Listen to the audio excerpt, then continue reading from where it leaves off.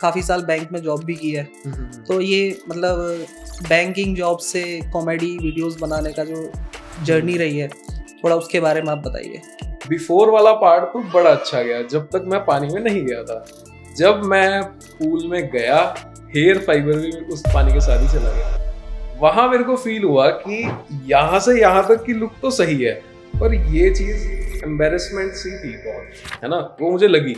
पिछले 1-1.5 साल से मैं क्लिनिक्स ढूंढ रहा हूँ पागलों की तरह। मतलब मेरे दिमाग में था कि करवाना है, बट फिर कोई ना कोई ऐसा रीजन, कोई ना कोई ऐसा डाउट मेरे दिमाग में आ जाता था और मैं आइडिया ड्रॉप कर देता था। पर ये जो भी पेरेंट्स जो कहते हैं कि भाई करवाना नहीं, जिन बच्चों को परमिशन नहीं मिल रही, कुछ भी नहीं है, एक नॉर्मल चीज है, कुछ भी नहीं है। मैं ओटी के अंदर गया, वो ओटी थोड़ी था, वो था पूरा मतलब नेटफ्लिक्स एंड चिल वाला सीन, बस नेटफ्लिक्स नहीं था वहाँ पे। अभी के लिए तो हमने आपका फ्रंटल कवर किया है, थोड़ा क्राउन किया है, ठीक है। टेम्पल्स आपको चाहिए थे, वो भी एकदम बढ़िया रिडिफाइन हो गए। तो अब कैसा लग रहा है? हेलो क्यूएसटी फैमिली, आज हमारे साथ हैं मिस्टर सौरभ फ्रॉम पंजाब। तो मेरा नाम सौरभ दुग्गल है, मैं पटियाला पंजाब से हूँ। मेरी हिंदी देख के ही पता लग गया होगा आपको कि आ रहा है पंजाबी टच, वो पंजाबियों की थोड़ा होता है ऐसे। तो मैं मतलब पंजाबी में ही बताऊंगा, ठीक है। अब आपको मेरे से अब रुका नहीं जा रहा। तो मैं बेसिकली पटियाला पंजाब तो बिलोंग करदा ते मैं पहला एक्टिंग भी की, थिएटर भी किया, सारा कुछ किया हुआ है मैं। जिनका आज क्यूएसटी क्लिनिक में ट्रांसप्लांट हुआ है, जानेंगे उनसे उनका एक्सपीरियंस कैसा रहा है पूरे प्रोसीजर के टाइम पे। एक्सपीरियंस बहुत ज़्यादा अच्छा था। मैंने बहुत सारी रिसर्च करी है, मतलब पिछले 1-1.5 साल से मैं क्लिनिक्स ढूंढ रहा हूँ पागलों की तरह। मतलब मेरे दिमाग में था कि करवाना है, बट फिर कोई ना कोई ऐसा रीज़न, कोई ना कोई ऐसा डाउट मेरे दिमाग में आ जाता था और मैं आइडिया ड्रॉप कर देता था। बट फिर मेरा कोई शूट था उसमें, लाइक कोई पूल साइड पे कोई ऐसा शूट था जहां हमारी बात हुई थी कि आपने हेयर फाइबर यूज किया था और वो हाँ। तो बिफोर वाला पार्ट तो बड़ा अच्छा गया जब तक मैं पानी में नहीं गया था। जब मैं पूल में गया, हेयर फाइबर भी उस पानी के साथ ही चला गया। वहां मेरे को फील हुआ कि यहाँ से यहाँ तक की लुक तो सही है, पर ये चीज एम्बेरसमेंट सी थी बहुत, है ना। वो मुझे लगी। तो वहां मैंने डिसाइड कर लिया कि करना है। बस उसके बाद क्यूएचटी क्लिनिक मैंने ढूंढा, मतलब एक यूट्यूबर है तो उनकी मैंने वीडियोस देखी 2-3। वहाँ मैंने क्यूएचटी का पेज देखा, वहाँ से रिजल्ट्स देखे उनके, मुझे बहुत अच्छे लगे। तो मैंने थोड़ा बहुत पता भी किया, अच्छा था क्लिनिक। फिर मैंने विजिट किया, विद इन अ वीक मैंने ट्रांसप्लांट डिसाइड कर लिया था कि मैं करवा रहा हूँ। लेकिन रिसर्च आपकी सालों की चल रही थी। रिसर्च सालों की चल रही थी, डाउट्स नहीं क्लियर हो रहे थे मेरे। बट यहाँ पे भी मैं करवाने नहीं आया था, मैं फर्स्ट टाइम आया डाउट्स लेके। बट हाँ, इतना कन्विंस हो गया कि हाँ करवा ही लेता हूँ। अब था कि करवाना है, बट डाउट्स जब मैं सेटिस्फाई हो गया ना कि मेरे डाउट्स बिल्कुल क्लियर हैं, तो फिर मैंने सोच लिया कि करवा के जाऊंगा।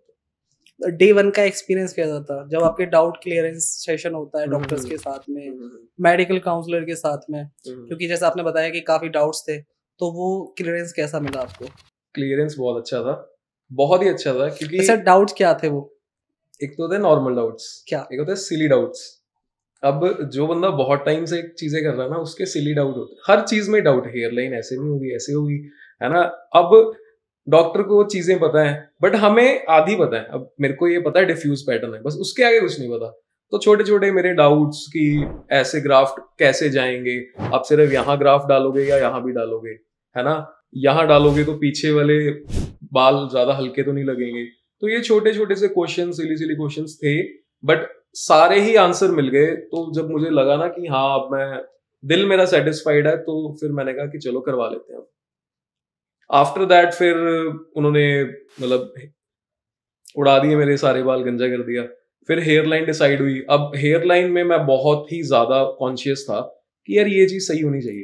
हेयर लाइन को लेकर ज्यादातर पेशेंट्स का क्वेश्चन रहता है कि थोड़ा डाउन रखें या हमको टेम्पल्स चाहिए।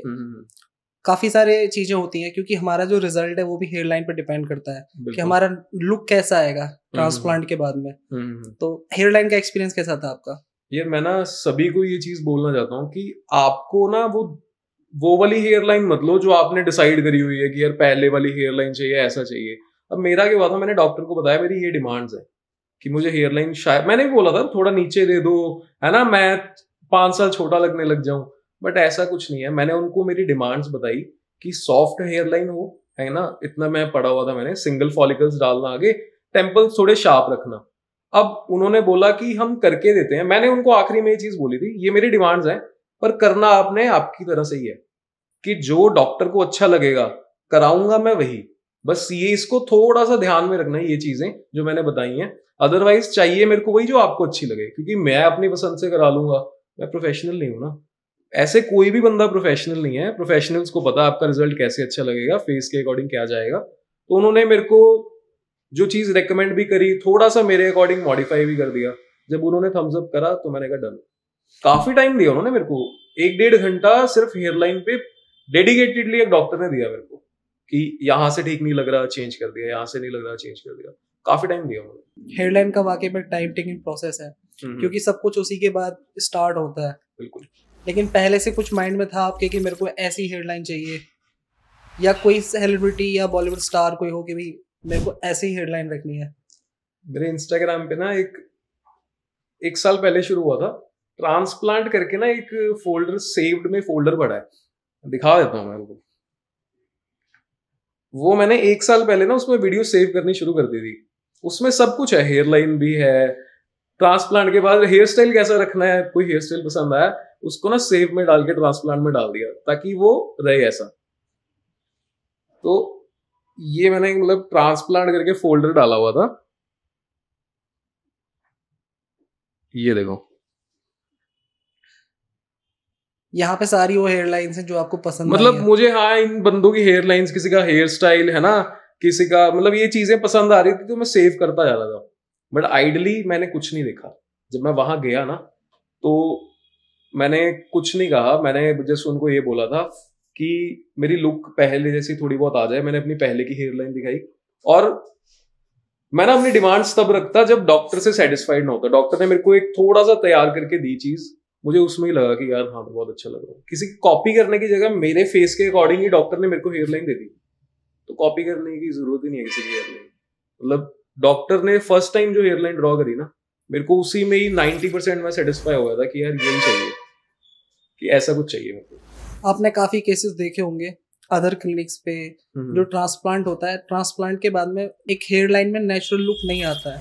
हमने आपकी हेयरलाइन में एक जिगजैग पैटर्न भी दिया है, अगर आप देखेंगे उसको, आपने फोन में देखा होगा या मिरर में चेक करेंगे तो एक नेचुरल जिगजैग पैटर्न मिलेगा, जो कि एक नेचुरल हेयरलाइन के लिए काफी ज्यादा जरूरी है। ये ना मैं बताता हूँ, मैंने क्लिनिक विजिट किया था आज से 6 महीने पहले। चुल तो चल रही थी पूरी ट्रांसप्लांट वाली। 6 महीने पहले मैंने क्लिनिक विजिट किया, वहां पे हेयरलाइन दी थी।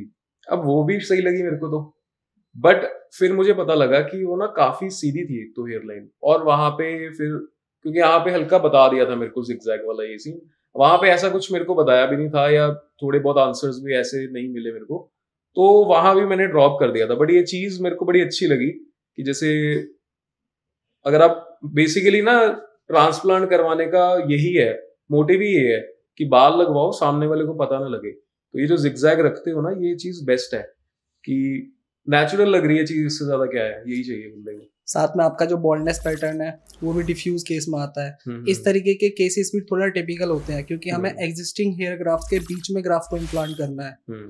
तो इस बारे में अगर आपकी क्या रिसर्च रही है, थोड़ा उसके बारे में बताओ। ज्यादा मेरा डिले करने का रीजन भी यही था, क्योंकि डॉक्टर्स तो बोल देते थे ग्राफ्ट डल जाएगा, मैं ना खुद ऐसे करके देखता था अपना। मैंने कहा यार यहाँ ग्राफ्ट कैसे डलेगा, अगर गंजा होता तो डल जाता। तो मैं इसी डाउट में कि यार कुछ गलत ना हो जाए, जितने हैं वही ना चले जाए, ये वो दिमाग में चलता रहता था।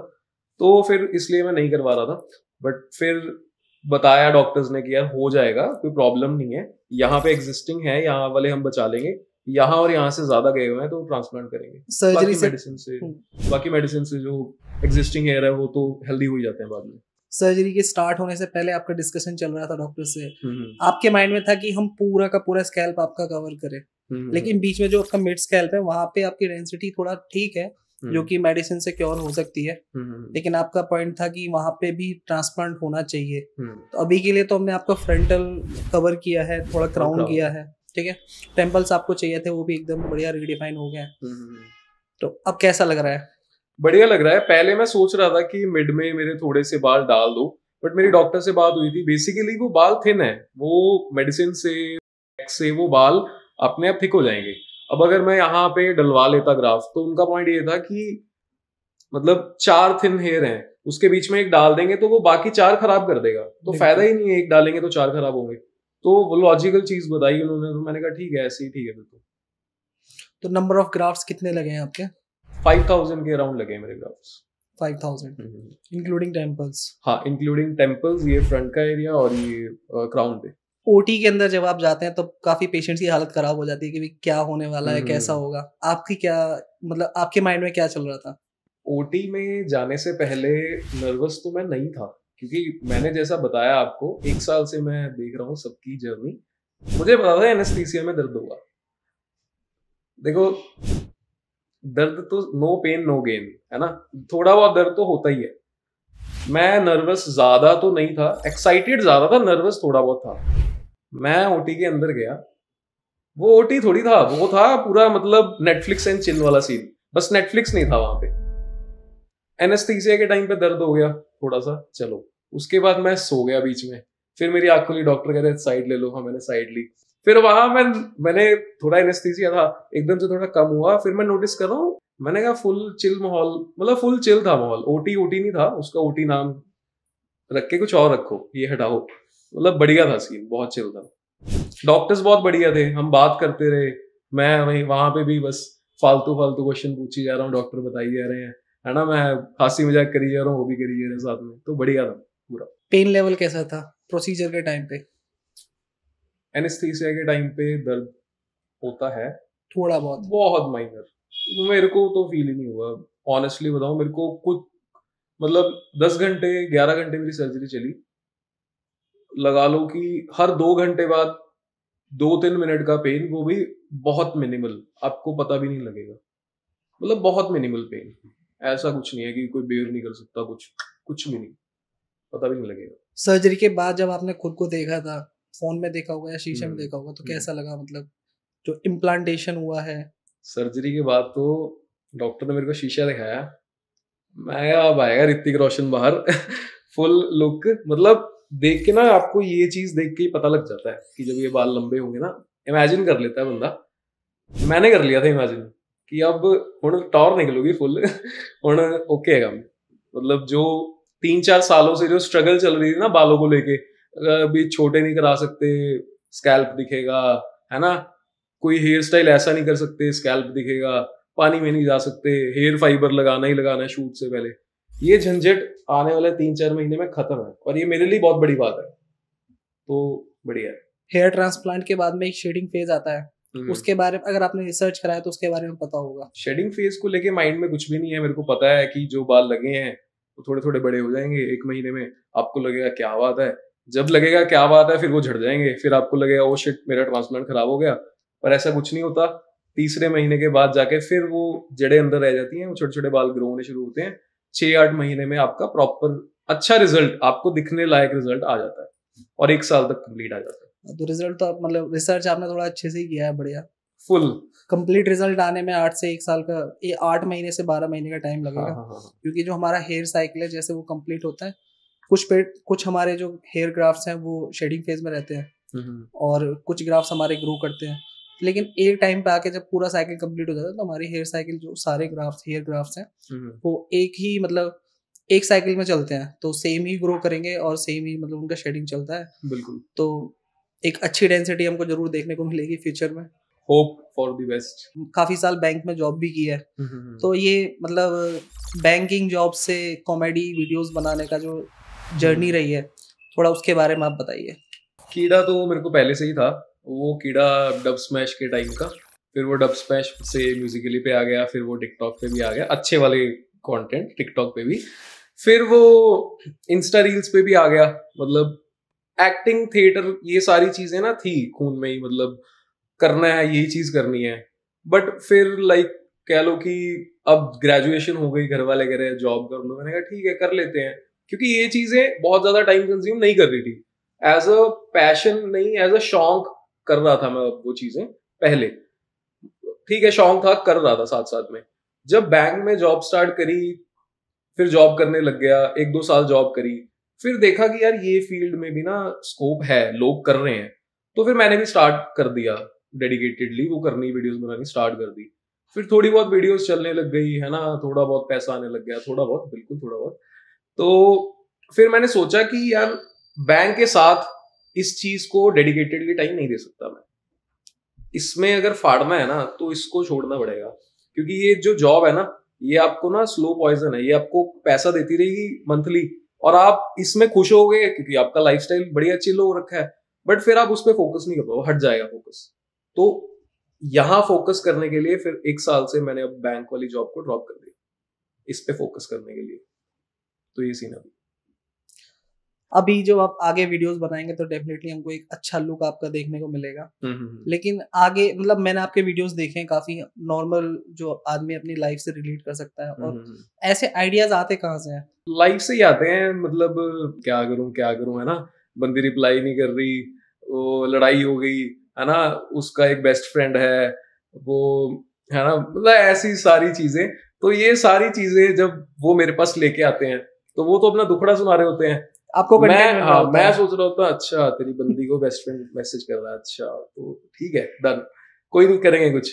फिर 2 दिन बाद वो कुछ रील में निकल जाता है, फिर वो ऐसा सीन है, देखता रहता हूँ, ऑब्जर्व करता रहता हूँ, अपने आप चीजें निकल जाती हैं। हेयर ट्रांसप्लांट के लिए काफी फैमिलीज होती हैं, मॉम डैड होते हैं, काफी फैमिलीज में सपोर्ट नहीं करते हैं कि पेरेंट्स से डिस्कस किया उसने कि मेरे को हेयर ट्रांसप्लांट कराना है, तो ज्यादातर सपोर्ट नहीं मिलता है। बिल्कुल। आपकी फैमिली का क्या रिस्पॉन्स था जब आपने बताया कि मेरे को हेयर ट्रांसप्लांट कराना है, ऐसा कुछ? मैं ना एक चीज बताता हूँ, मेरे लिए भी ना पहले ये चीज थी यार, आपने नाम ऐसे रखे हुए हैं पूरी इंडस्ट्री में ट्रांसप्लांट वाली, पेशेंट, मैं यहाँ साइन कर रहा हूँ, वहां लिखा हुआ है हिंदी में रोगी, मैं रोगी, मैं ट्रांसप्लांट, है ना। फिर ऑपरेशन थिएटर, सर्जरी, तो ये चीजें ना देखने में बहुत बड़ी लगती हैं और एक्चुअल में है, ये सर्जरी है, बट अगर आप देखोगे ना कुछ भी नहीं है। मेरा कल ट्रांसप्लांट हुआ है, मैं सर्जरी के बाद खुद आया, खुद आराम से होटल गया, सो गया आराम से जाके, कोई दिक्कत ही नहीं थी। एनेस्थीसिया भी मतलब लोगों को चढ़ता है वैसे, हल्का नशा सा हो जाता है, पर मैं पंजाबी हूँ, हमें दारू तो कम चढ़ती है, ये तो पता था मेरे को, हमें एनेस्थीसिया भी नहीं चढ़ता, ये मुझे पता लग गया कि पंजाबियों का है कुछ स्ट्रॉन्ग। एनेस्थीसिया का भी नशा मेरे को बहुत ज्यादा नहीं था, कुछ भी नहीं था, मैं चिल था बिल्कुल।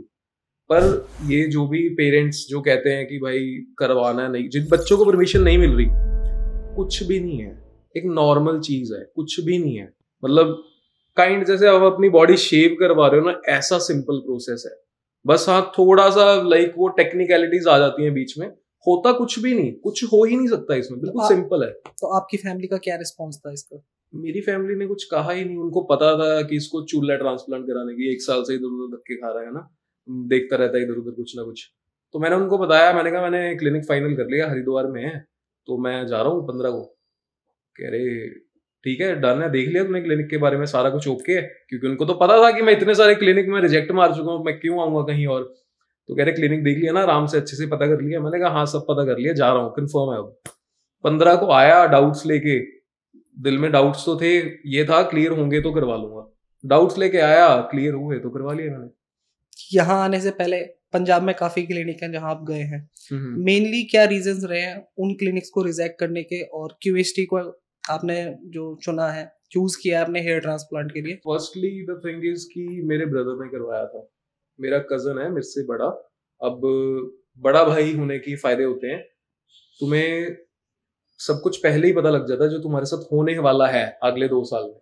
तो मेरे को उसको देख के पता लग गया कि भाई बाल तो तेरे भी जाएंगे, और फिर पहले ही रिसर्च शुरू कर दे ताकि तेरे बाल बच जाए। भाई को देख के तो अपने मतलब आपके फादर, ये आपका जेनेटिक बॉल्डनेस है? जेनेटिक, मेरे बाल बहुत अच्छे थे पहले, बट चलो जेनेटिक हेयर फॉल आ गया तो आ गया।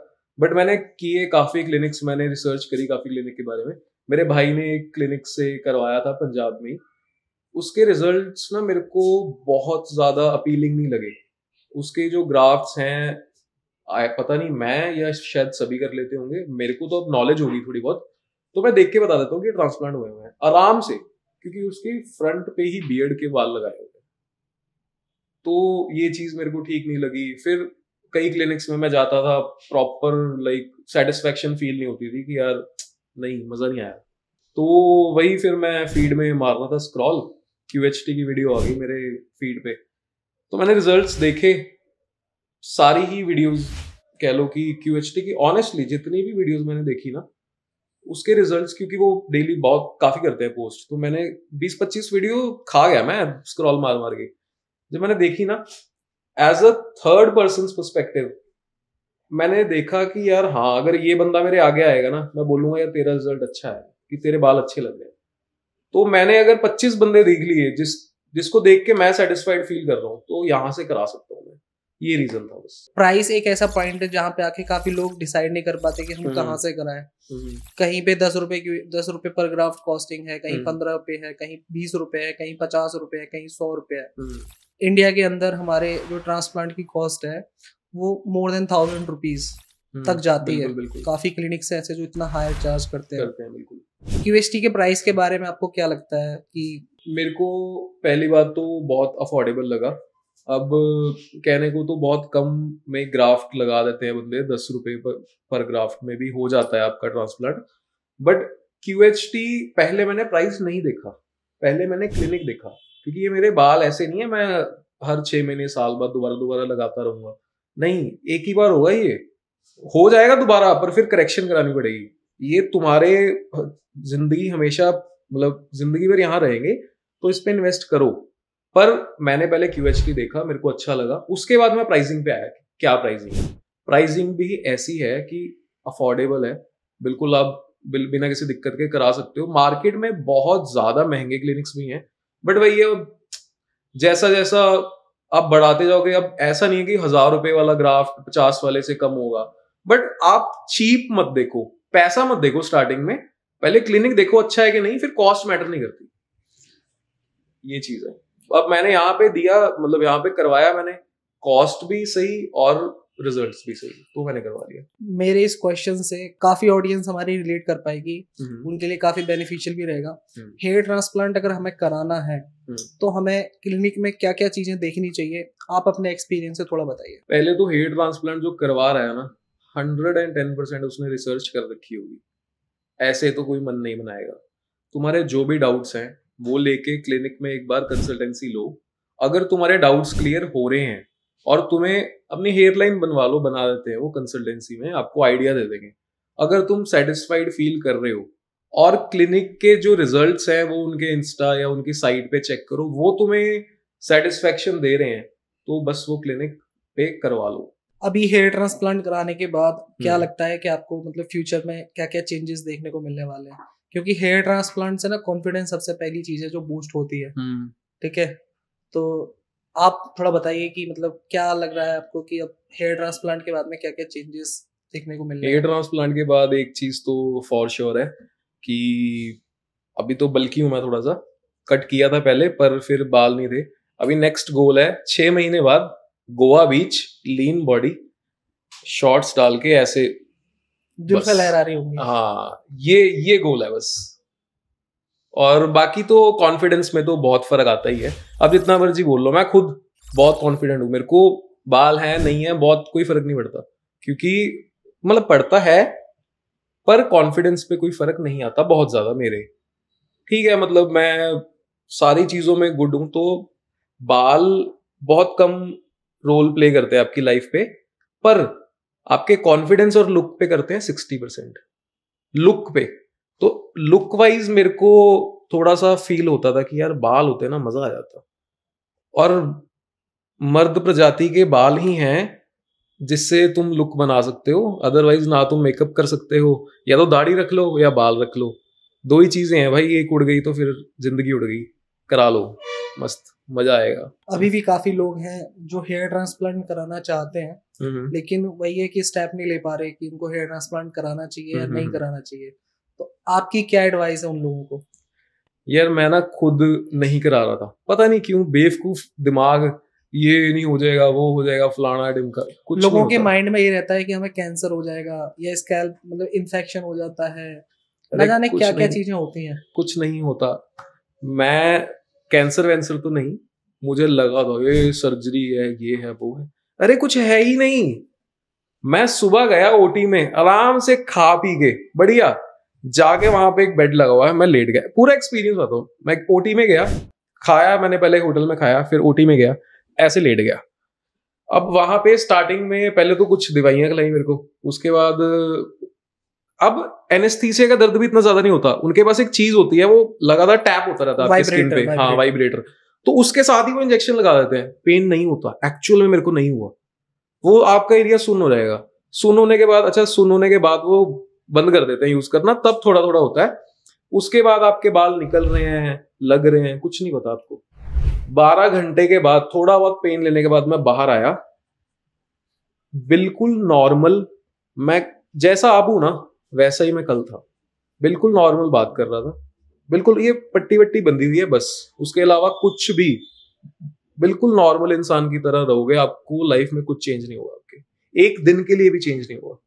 लोगों को क्या रहता है ना, हेयर ऑयल ट्राई करेंगे, शैम्पू ट्राई करेंगे, काफी सारे हेयर प्रोडक्ट्स हैं कि हमारे बाल वापस आ जाएंगे, मैं उनमें से एक ही हूँ। आपने भी ये सारी चीजें ट्राई करी? सब घर के नुस्खे, प्याज का पानी, ये वो सब लगा लिया मैंने, कुछ नहीं होता, सब वेस्टेज ऑफ टाइम, फालतू चीजें हैं, कुछ नहीं होता। जो बाल चले गए, जैसे जो लड़की चली गई उसको छोड़ दो, वैसे ही बाल भी ऐसे हैं, अगर चले गए तो छोड़ दो, ट्राई मत करो, नहीं आएगी वापस, वो नहीं आएंगे वापस, तो ये सीन है।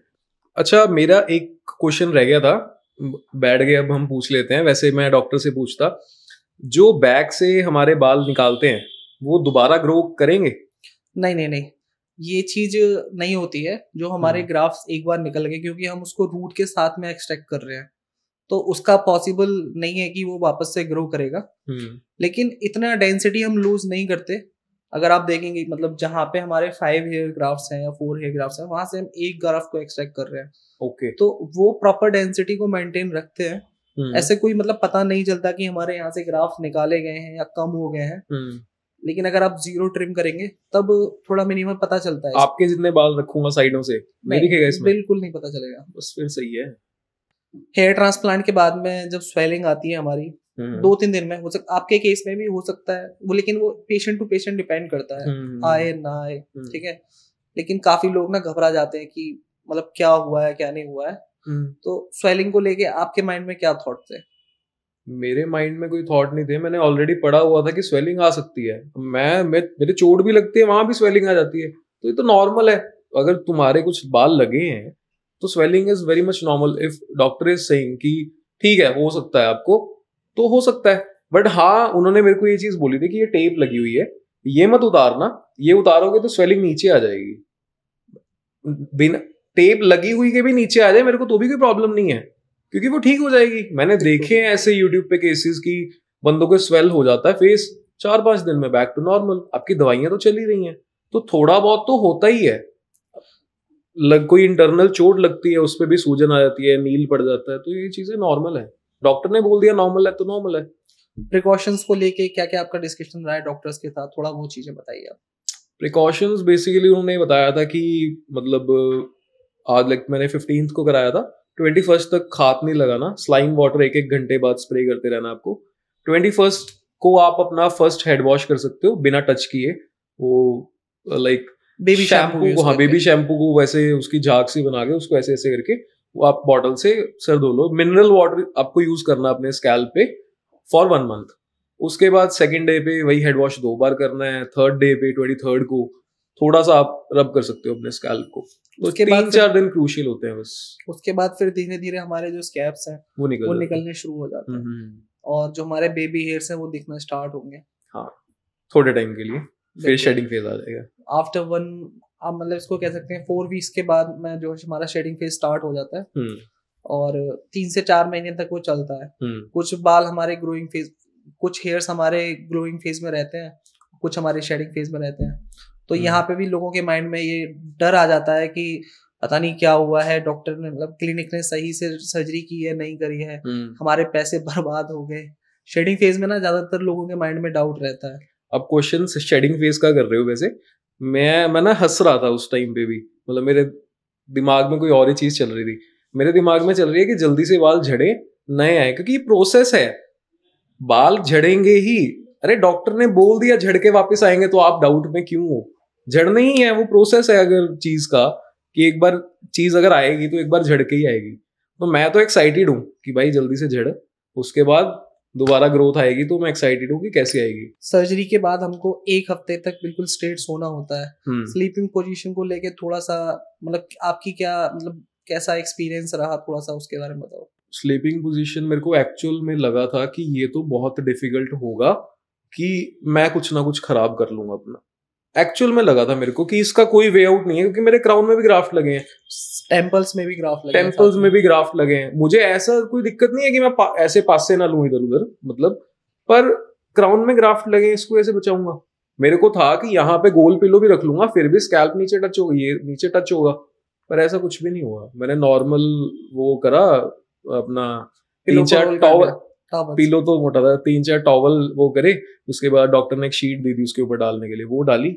जब मैंने नीचे टच किया ना, मतलब नीचे सिर रखा अपना, तो इतना डिस्टेंस था बेड से और पीछे भी काफी डिस्टेंस था, तो मेरे को कोई दिक्कत नहीं आई, बहुत इजी था। मेरे को एक्चुअल में फील हुआ था कि बहुत डिफिकल्ट है ये चीज, बट कुछ भी नहीं था। तो अभी 24 आवर्स लगभग हो चुके हैं आपकी सर्जरी को कंप्लीट हुए। अभी मतलब आपको कुछ पेन वगैरह कुछ फील हो रहा है पीछे या फिर ऊपर स्कैल्प में? पेन मेरे को लास्ट मुझे याद है जब एनेस्थीसिया लगा था तब थोड़ा सा हुआ था, उसके बाद सुन्न हो गया था। फिर जब मैं बाहर निकला तो ये सारी चीज मेरे को कम फील हो रही थी, पेन नहीं था, फील नहीं हो रही थी। वो एनेस्थीसिया का असर वो एनेस्थीसिया का असर था बस वही, बट पंजाबी है वो 2 घंटे में निकल गया मेरा। उसके बाद यहाँ बैंडेज लगा दी थी, यहाँ कैप लगा के मैं होटल चला गया, कोई पेन नहीं हुआ। गया, खाना खाया, सो गया, सुबह उठा, यहाँ बैठा हूँ आराम से, 0.1% भी पेन नहीं है, कसम से बिल्कुल पेन नहीं है। यहाँ पे थोड़ा बहुत मतलब वो था जो प्लाज्मा वो होता है, तो बैंडेज जस्ट मैंने चेंज करवाई अभी दोबारा, बट पेन नहीं होती, बिल्कुल भी नहीं है, हेडेक भी नहीं है, पेन कुछ भी नहीं है मेरे को, एक्चुअल में कुछ नहीं है, बहुत इजी फील कर रहा हूँ मैं। बस ये है कि थोड़ा ऐसे आंखें वो चीज नहीं कर पाते तुम इतना ऐसे प्रॉपर वो मूवमेंट से, बट थोड़ा हैवीनेस आ जाता है, हल्का सा हैवीनेस होती है। आप पूरी आई मूवमेंट जैसे पहले करते हो ना वैसी वाली नहीं कर सकते, बट ठीक है, वो भी 3-4 दिन की बात है, कुछ ही दिन का नॉर्मल है, वेरी नॉर्मल। थोड़ा QHT टेक्निक के बारे में आप बता सकते हैं? तो मैंने कराया था QHT टेक्निक से अपना ट्रांसप्लांट। उसमें क्या होता है कि नॉर्मली जो और भी टेक्निक्स है काफी मार्केट में, कि आपके ग्राफ्ट्स निकालते हैं, उसको कोई वाटर में वो सेव कर लेते हैं, उसके बाद फिर स्लिटिंग हुई होती है ऑलरेडी, फिर डालने स्टार्ट करते हैं। अब QHT टेक्निक में क्या है, ग्राफ्ट निकल रहे हैं, साथ के साथ इम्प्लांट हो रहे हैं, डैमेज होने के चांसेस बहुत ज्यादा ऑलमोस्ट 0 हो जाते हैं। तो ग्राफ्ट नहीं डैमेज होंगे, आपका डोनर ज्यादा बचा रहेगा, है ना। तो मेरा ये रीजन था, प्लस जितनी जल्दी ग्राफ्ट जाएंगे ना उसमें आपका रिजल्ट भी उतना ही अच्छा आएगा। आप प्रिजर्व करने की जरूरत नहीं ना, बट 10-15 मिनट में वो ग्राफ्ट प्लांट हो गया तो रिजल्ट्स में दिखती है वो चीज, इसलिए मैंने QHT टेक्निक से करवाया अपना। और आपको भी ये रिकमेंडेड है कि बेस्ट देखो अपने लिए, जहां आप सेटिस्फाइड हो वहां से कराओ। उसके बाद QHT है ही, हाँ, जहां से आप सेटिस्फाइड हो अब वहां से कराओ। हाँ, मैं QHT से सेटिस्फाइड हूं, आना हुआ आ जाओ। मेरे जितने भी अपडेट्स हैं QHT के चैनल पे आपको मिलते रहेंगे, टाइमली अपडेट्स देखते रहना, कैसे कैसे चल रहे हैं मेरे बाल, मेरे भी होंगे शेड, डरना मत, फिर आ जाएंगे वापस। तो फॉलो कर लो QHT को, मेरे आपके सारे अपडेट्स मेरे आपको वहीं मिलेंगे।